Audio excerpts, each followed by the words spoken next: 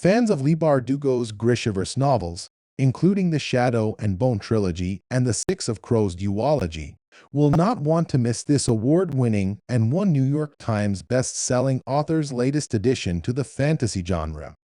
Your past and your family can haunt you like nothing else. A hilarious and terrifying new novel from the New York Times best-selling author of the Final Girl Support Group. Every childhood home is haunted, and each of us are possessed by our parents. When their parents die at the tail end of the coronavirus pandemic, Louise and Mark Joyner are devastated, but nothing can prepare them for how bad things are about to get. The two siblings are almost totally estranged and couldn't be more different. Now, however, they don't have a choice but to get along. The virus has passed, and both of them are facing bank accounts ravaged by the economic meltdown.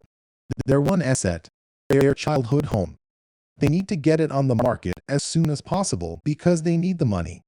Yet before her parents died, they taped newspaper over the mirrors and nailed shut the attic door. Sometimes we feel like puppets, controlled by our upbringing and our genes. Sometimes we feel like our parents treat us like toys, or playthings, or even dolls. The past can ground us, teach us, and keep us safe.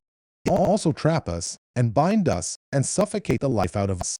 As disturbing events stack up in the house, Louise and Mark have to learn that sometimes the only way to break away from the past, sometimes the only way to sell a haunted house, is to burn it all down. This book has a lot of family drama and frankly a lot of emotional things to unpack.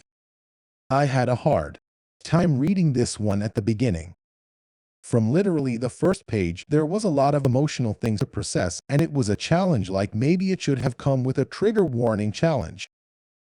But then I remembered that I was reading horror and it's supposed to make people uncomfortable to some degree or another.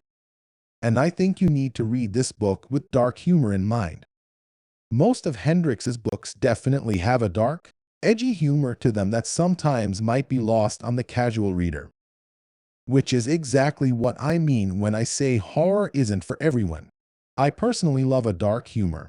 I mean, my whole life could be written in dark humor, so I love it, but I am also aware not everyone enjoys that. But if you love dark humor, in my opinion, there is no one better than Grady Hendrix. He has such a great way of incorporating dark humor in his novels, and I so enjoy reading them for this reason. Fans of classic horror will find a lot to love in this book. When I say classic horror, I am meaning like the 1980s style horror movies with creepy possessed doll style horror. But at the same time, this book explored family themes and relationships that just happened to include horror elements. I also thought the book had very modern feel.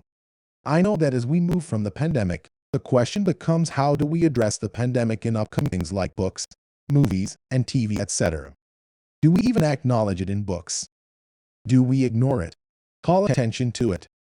Who know what the answer is, but I love that this book included the pandemic in its storyline.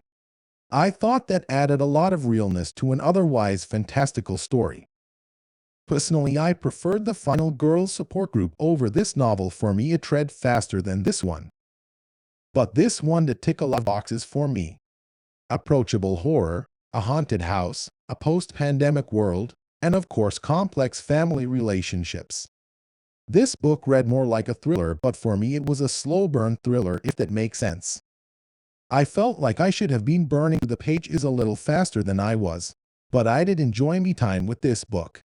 Grady Hendrix is quickly becoming an exciting author for me to watch grow. I will gladly read more books by him in the future and cannot wait to see what sensational story he cooks up next. Great read.